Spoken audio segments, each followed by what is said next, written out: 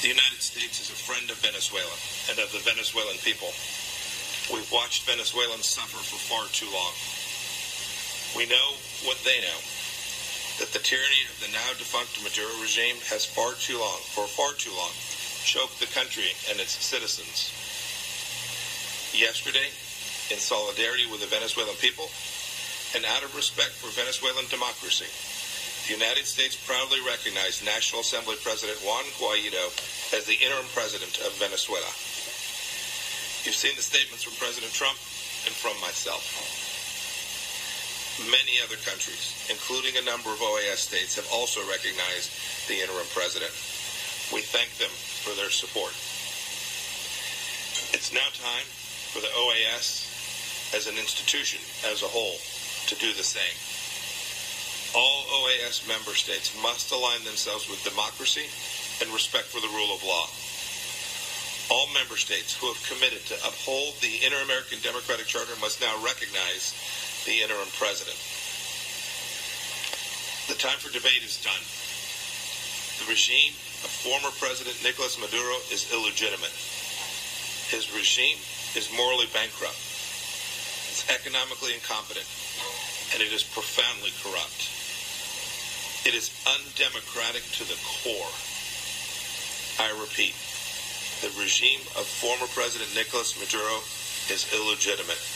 We therefore consider all of its declarations and actions illegitimate and invalid. In light of these facts, we call on Venezuelan security forces to ensure the protection of interim President Guaido's physical integrity and his safety.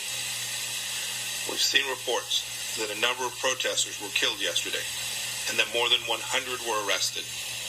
So I reiterate our warning about any decision by remnant elements of the Maduro regime to use violence to repress the peaceful democratic transition.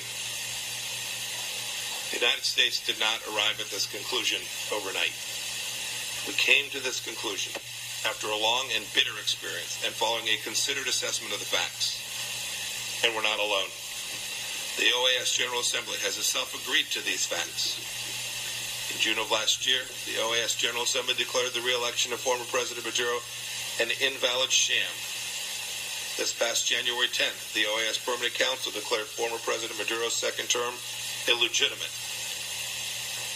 Venezuela's National Assembly became the only legitimate, duly and democratically elected body in the country.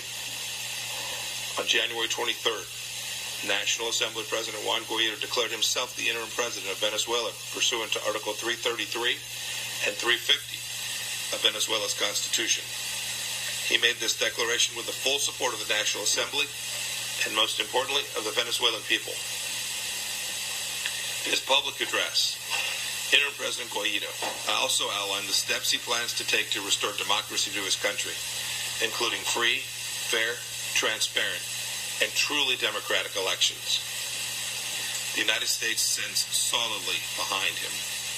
We stand ready to support the efforts of the National Assembly, the Venezuelan people, and the interim president to restore democracy and respect for the rule of law in Venezuela.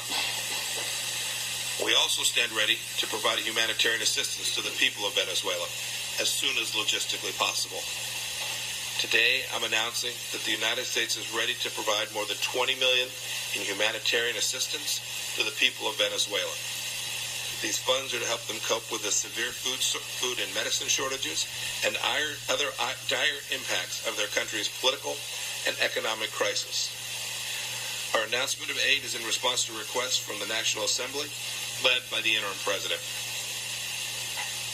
As a friend of the Venezuelan people, we stand ready to help them even more, to help them begin the process of rebuilding their country and their economy from the destruction wrought by the criminally incompetent and illegitimate Maduro regime. Our support for Venezuela's democratic hopes and dreams is in sharp contrast to the authoritarian regimes across the globe who have lined up to prop up former President Maduro. And there is no regime which has aided and abetted Maduro's tyranny like the one in Havana. Maduro's illegitimate rule was for years sustained by an influx of Cuban security and intelligence officials. They schooled Venezuela's secret police in the dark arts of torture, repression, and citizen control. Maduro was a fine student at the Cuban Academy of Oppression.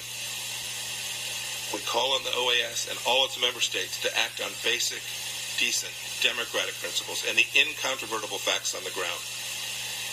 Each of us must live up to our calling to promote and defend democracy as expressed in the tenets of the Inter-American Democratic Charter, to which everyone in this chamber is a signatory. And we call on our partners and responsible OAS member states to show leadership and pledge support for Venezuela's democratic transition and for interim President Guaido's pivotal role in that. We look forward to welcoming Venezuela back into the fold of responsible democratic nations and remaining in our inter-American community. We look forward to welcoming representation of the interim Venezuelan government to the OAS at the earliest possible opportunity. And we look forward to working with all responsible OAS member states, with the Venezuelan people, our inter-American system, and with the interim government of President Guaido to restore democracy in Venezuela.